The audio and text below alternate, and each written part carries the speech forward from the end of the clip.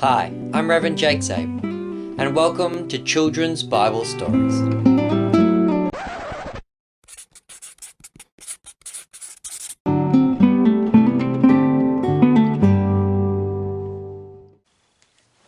Hello children, and welcome back to Children's Apocryphal Stories. Today we're going to be telling another story which isn't found in the Bible.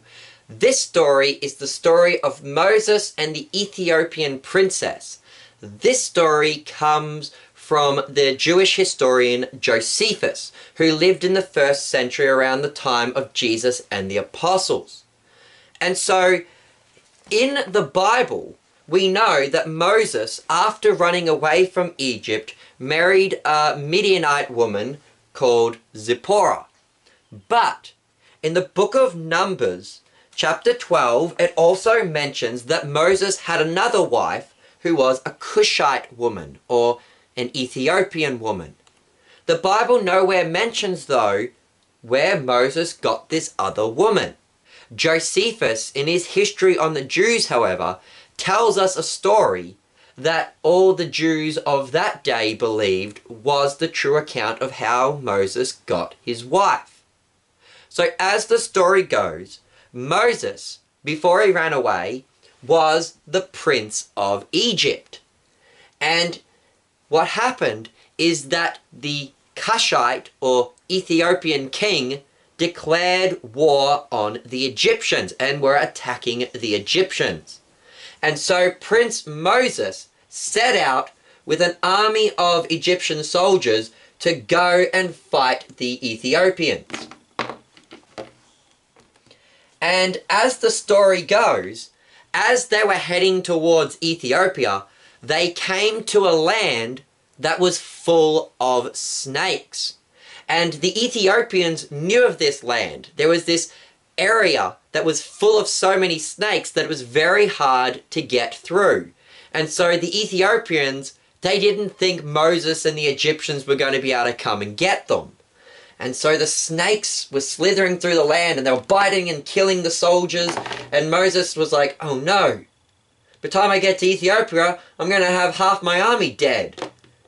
And so Moses had to think of a plan of how he was going to combat all these snakes. And so Moses had a brilliant idea. In Egypt, there were these birds known as ibises. And according to Josephus, the ibises are natural snake repellents. The ibises like to catch and kill and eat snakes. And so what Moses did is he got a sled with a big box on it. And he got the army to bring the sled with them.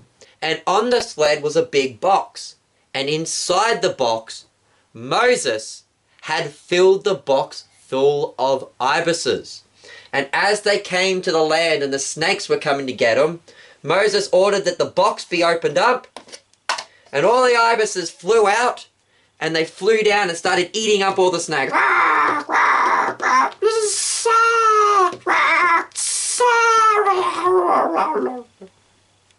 Thanks to Moses' genius, they were able to get through this land of snakes and come to the Ethiopian royal city of Saba. And so Moses and the Egyptians came and they were battling against the Ethiopians. The problem was the walls of the city were too big and too hard to get in. And so they had to besiege the city and they were trying to break into the city, but they couldn't get in. And as Josephus writes, as the Egyptians were attacking the city, the Ethiopian princess was strolling along the wall one day, la la la la la la la la la la la, just coming because she wanted to check out what was happening with the war. And as she was walking along the wall, she saw Moses out there leading the army. What? And she fell head over heels in love with Moses, and she said, oh, he's so handsome. I want to marry that Egyptian prince. And so she ran and she got one of her servant girls to go out to the Egyptians. So So this would have been a pretty brave servant girl to go out into the camp of the enemy and talk to Moses and say, "The princess has seen you and thinks you're very handsome and would like to marry you." And Moses made an agreement. He said, "I will marry her on one condition, that she gives us the city and we bring an end to this war. I promise that if she does that, I will keep my oath and I will marry her." And so the servant girl went back to the princess and said, "Yeah, Moses will marry you, but you got to surrender the city." That is what the princess did. She would have gone to her father and said, "Daddy, I want to marry that Egyptian prince, but he's not going to do it if you don't stop this stupid war with him. Stop it at once and hand over the city so I can marry him." And her father would be like, "But we were just winning this war against the Egyptians." "All right, princess, for you, I will end this stupid war with the Egyptians and surrender to Moses." So the king and the princess would have come out and said, "All right, Moses, we surrender. Go back to your granddaddy, the Pharaoh, and tell him that you guys have won the war." And then Moses would have said, "All right, and now I'm marrying your daughter." And the princess would have said, "Yippee, yay, I get to marry the handsome Egyptian prince." And that, children, is the story of Moses and the Ethiopian princess. And that's how Moses got his Ethiopian wife. I've been your host, Reverend Jake Zabel. Goodbye, and God bless.